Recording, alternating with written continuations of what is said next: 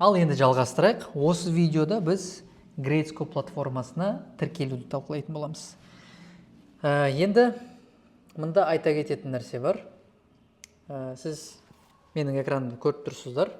Мында тіркелу үшін екі түрлі вариант бар. Мында мұғалім ретінде тіркелуге болады, инструктор деп тұр.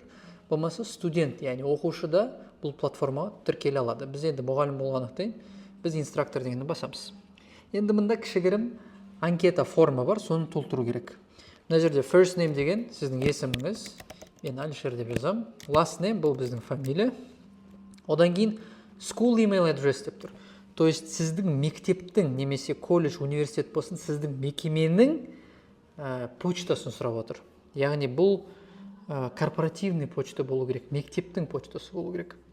Мысалы, мында байқасаңыздар, менің көрген почталарымды көрсетіп тұр.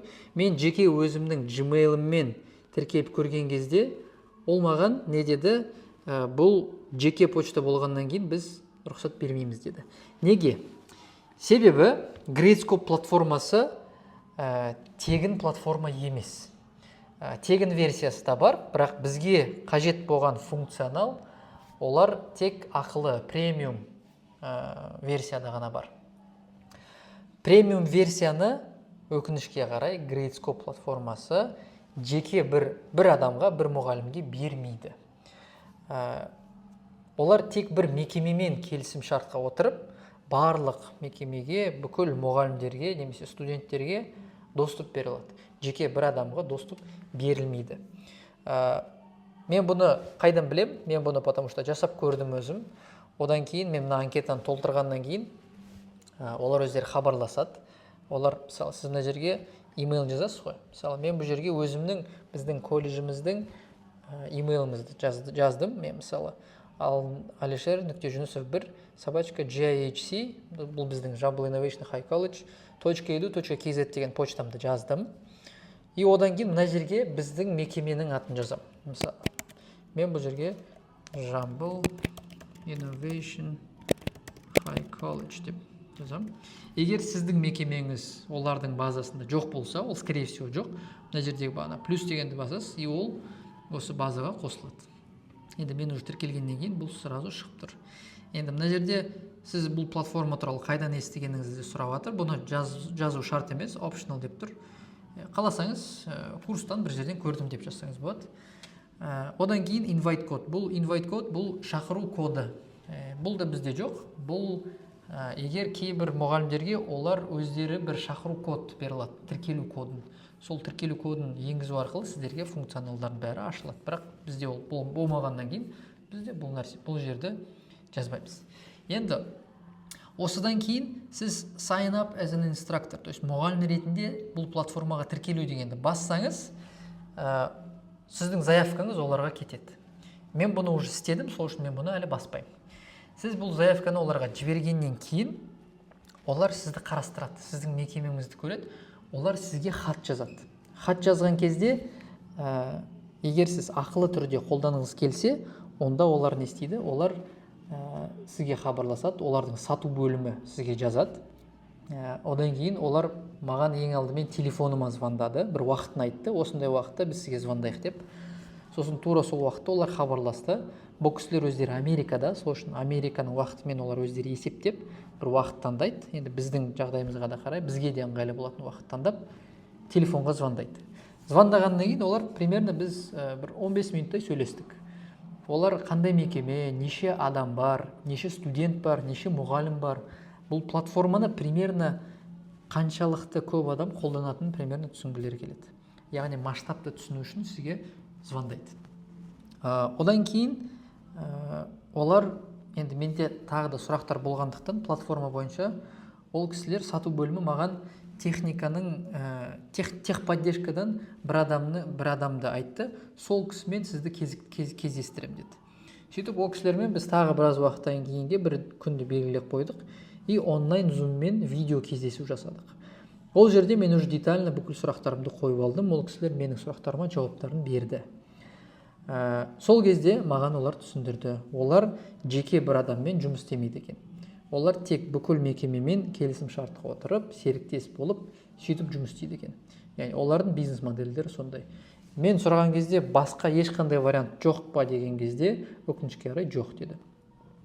Енді сіз бұл платформаны өз мекемеңіздің әкімшіліктеріңізге, директорға кіріп ұсынып көрсеңіздер болады. Егер қажет болса, мүмкін сөйтіп алуға болады. Мен өз колледжіме ұсынған кезде бізде әлі биылғы бюджетте бұл қарастырылмағаннан кейін биылға біз ала алмаймыз деді, бірақ келесі жылға қарастырайық деген идея болды. Бірақ бұл әр мекемеге жеке хабарласып келісім шартқа отырғандықтан бұның бір қатып қалған бағасы да жоқ. То есть сіз адам басына осыншама баға төлейсіз деген нәрсе жоқ. Олар әр мекеменің өзінің масштабына қарай сізге жеке бір баға айтады. И сол бағамен сіз ары қарай уже саудаласып көрсеңіз болады. Саудаласып бағасын сәл түсіріп келісуге болады. Бірақ та сіз егер өз басыңызға бұл платформаны қолданып көргім келеді десе, сіз тура мен істеген нәрселер істесеңіз болады. Сізге олар бір айға бір пробный аккаунт ашып береді.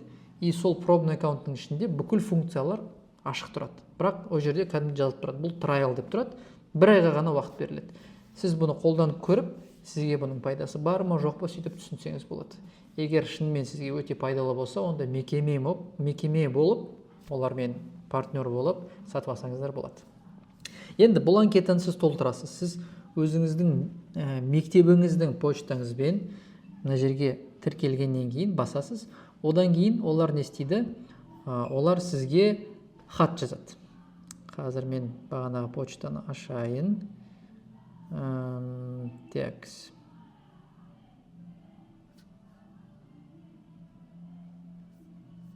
Ол почта менде мына жерде болу керек, қателеспесем.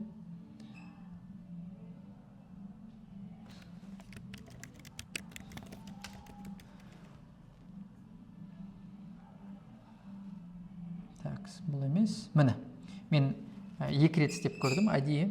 Екіншісіне міне 1 деген санды қостым, просто. Енді сол почтама кірдім. Почтаға кірген кезде міне маған Gradescope-тан хат келді, мен оны алдында аштым, бірақ ары қарай әдейі ештеңе істемедім. Сіздерге осы видеоны көрсеткім келді. Енді анкетаны толтырғаннан кейін осындай хат келеді. Хатта не дейді? Welcome to Gradescope. Gradescope-ға қош келдіңіздер. We're excited to help you get started. То есть бізбен бірге бастағаныңызға біз өте қуаныштымыз дейді. Енді сөздің қысқасы мына жерде не дейді? To start your free Gradescope institutional trial, you first need to set your password. То есть сіз пробный версияны бастау үшін сіз алдымен өзіңізге бір пароль құрастыруыңыз керек дейді. Link will expire on April 10th дейді. Қазір басып көрейік. Бұл ссылка Steam екен.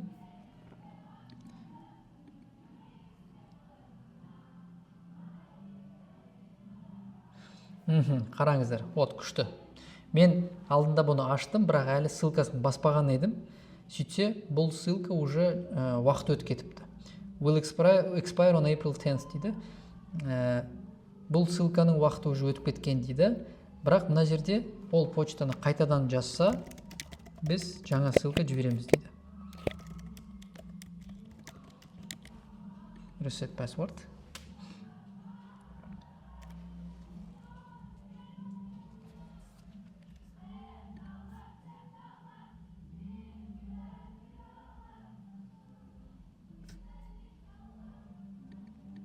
Түсіндім. Мен онда былай істейін. Copy link address. Мен жаңа бір инкогнито бет ашайын. Енді осы жерден бағанағы почтамды жазам. Reset password. Енді осы жерге қайтадан почтамды жаздым. Edu KZ.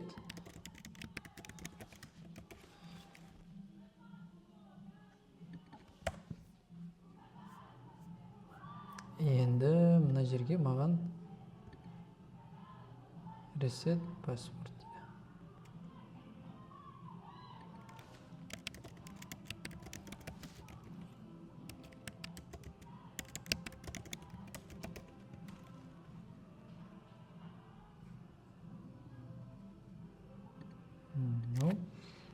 Енді қараңыздар, мен жаңа бір пароль аштым.